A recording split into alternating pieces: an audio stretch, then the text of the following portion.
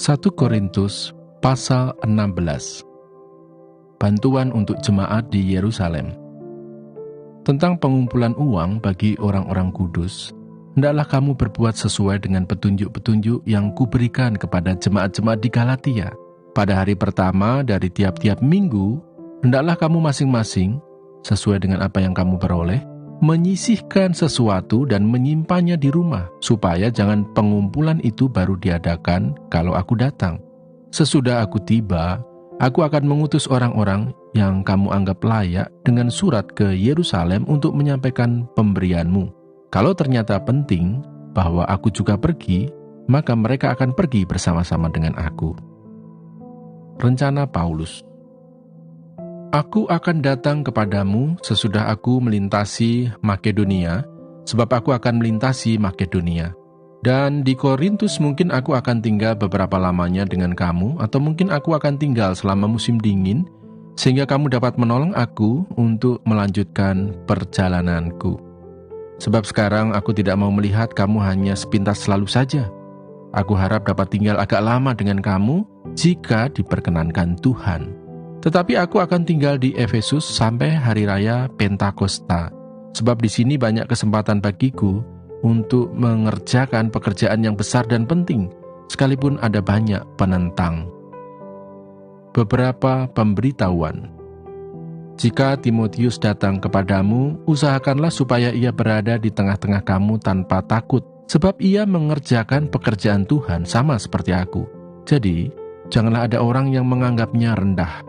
Tetapi tolonglah dia supaya ia melanjutkan perjalanannya dengan selamat, agar ia datang kembali kepadaku, sebab aku di sini menunggu kedatangannya bersama-sama dengan saudara-saudara yang lain.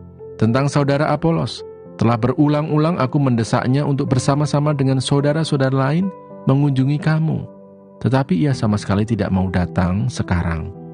Kalau ada kesempatan baik nanti, ia akan datang. Berjaga-jagalah, berdirilah dengan teguh dalam iman, bersikaplah sebagai laki-laki, dan tetap kuat. Lakukanlah segala pekerjaanmu dalam kasih.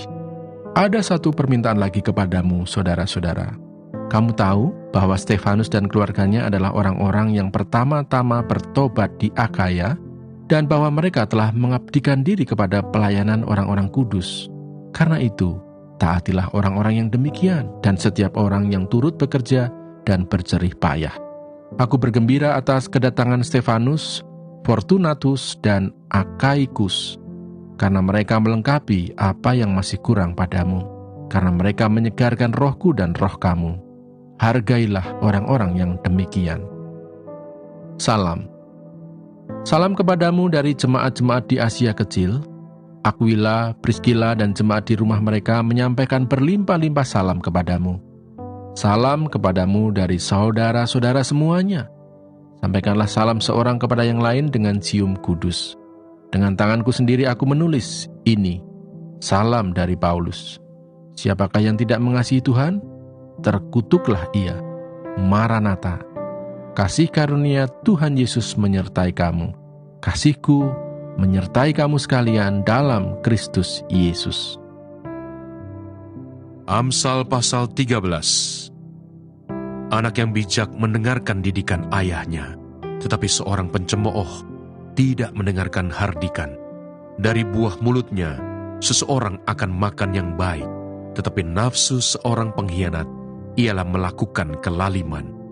Siapa menjaga mulutnya, memelihara nyawanya. Siapa yang lebar bibir, akan ditimpa kebinasaan. Hati si pemalas penuh keinginan, tetapi sia-sia, sedangkan hati orang rajin diberi kelimpahan. Orang benar benci kepada dusta, tetapi orang fasik memalukan dan memburukkan diri. Kebenaran menjaga orang yang saleh jalannya, tetapi kefasikan mencelakakan orang berdosa. Ada orang yang berlagak kaya, tetapi tidak mempunyai apa-apa. Ada pula yang berpura-pura miskin, tetapi hartanya banyak. Kekayaan adalah tebusan nyawa seseorang, tetapi orang miskin tidak akan mendengar ancaman. Terang orang benar bercahaya gemilang, sedangkan pelita orang fasik padam. Keangkuhan hanya menimbulkan pertengkaran, tetapi mereka yang mendengarkan nasihat mempunyai hikmat. Harta yang cepat diperoleh akan berkurang, tetapi siapa mengumpulkan sedikit demi sedikit menjadi kaya. Harapan yang tertunda menyedihkan hati, tetapi keinginan yang terpenuhi adalah pohon kehidupan. Siapa meremehkan firman, ia akan menanggung akibatnya, tetapi siapa taat kepada perintah akan menerima balasan. Ajaran orang bijak adalah sumber kehidupan, sehingga orang terhindar dari jerat-jerat maut. Akal budi yang baik mendatangkan karunia, tetapi jalan pengkhianat-pengkhianat mencelakakan mereka. Orang cerdik bertindak dengan pengetahuan, tetapi orang bebal membeberkan kebodohan. Utusan orang fasik menjerumuskan orang ke dalam celaka, tetapi duta yang setia mendatangkan kesembuhan. Kemiskinan dan cemooh menimpa orang yang mengabaikan didikan, tetapi siapa mengindahkan teguran, ia dihormati.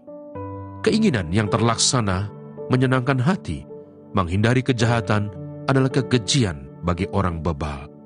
Siapa bergaul dengan orang bijak menjadi bijak, tetapi siapa berteman dengan orang bebal menjadi malang. Orang berdosa dikejar oleh malapetaka, tetapi ia membalas orang benar dengan kebahagiaan. Orang baik meninggalkan warisan bagi anak cucunya, tetapi kekayaan orang berdosa disimpan bagi orang benar. Huma orang miskin menghasilkan banyak makanan, tetapi ada yang lenyap karena tidak ada keadilan. Siapa tidak menggunakan tongkat, benci kepada anaknya, tetapi siapa mengasihi anaknya, menghajar dia pada waktunya. Orang benar makan sekenyang-kenyangnya, tetapi perut orang fasik menderita kekurangan. Amsal pasal 14. Perempuan yang bijak mendirikan rumahnya, tetapi yang bodoh meruntuhkannya dengan tangannya sendiri. Siapa berjalan dengan jujur, takut akan Tuhan, tetapi orang yang sesat jalannya menghina dia. Di dalam mulut orang bodoh ada rotan untuk punggungnya, tetapi orang bijak dipelihara oleh bibirnya. Kalau tidak ada lembu, juga tidak ada gandum, tetapi dengan kekuatan sapi, banyaklah hasil.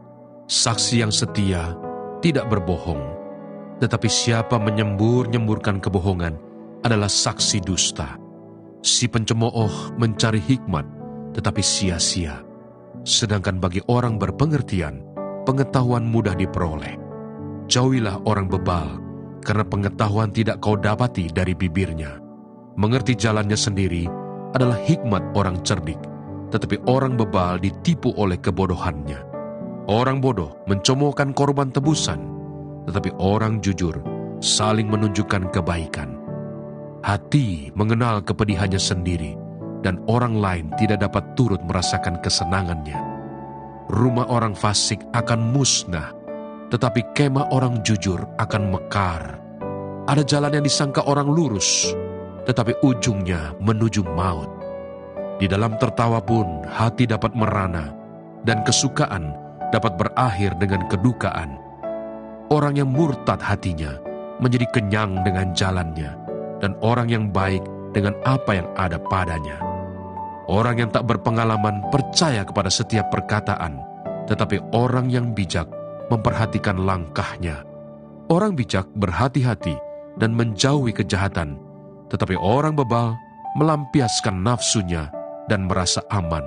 Siapa lekas naik darah, berlaku bodoh, tetapi orang yang bijaksana bersabar.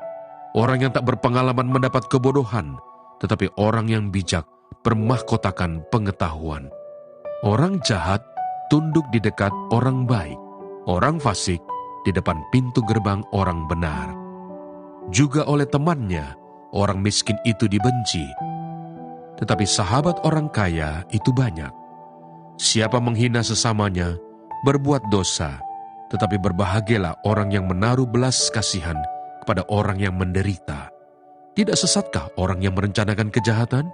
Tetapi yang merencanakan hal yang baik memperoleh kasih dan setia. Dalam tiap jerih payah ada keuntungan, tetapi kata-kata belaka mendatangkan kekurangan saja. Mahkota orang bijak adalah kepintarannya, tajuk orang bebal adalah kebodohannya. Saksi yang setia menyelamatkan hidup, tetapi siapa menyembur-nyemburkan kebohongan adalah pengkhianat.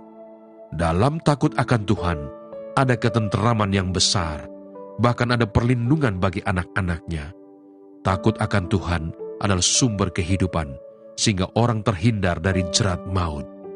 Dalam besarnya jumlah rakyat, terletak kemegahan raja, tetapi tanpa rakyat, runtuhlah pemerintah.